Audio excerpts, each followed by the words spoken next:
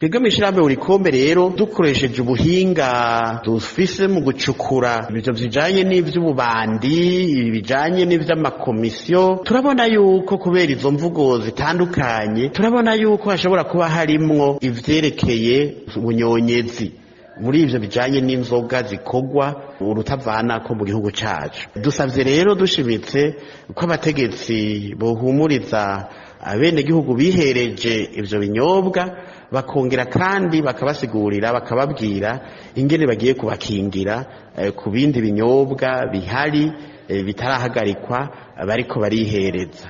Turasavye dushimitse kugira ngo abanyagihugu batekane, abanyagihugu baronke amahoro, baronke amagara meza.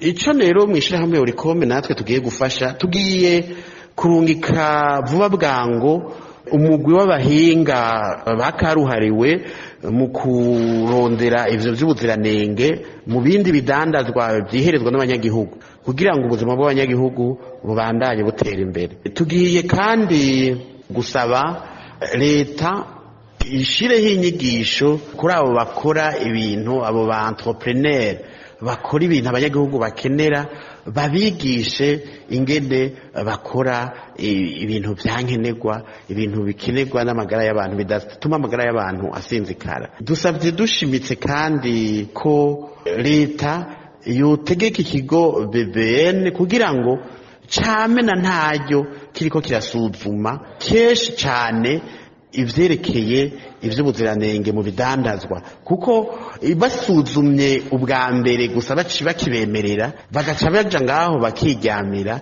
Abakora nk'ivyo cane cane vy'inzoga bashobora gukora inzoga uno musi zikaba zimeze neza, ejo bagakora izimeze nabi.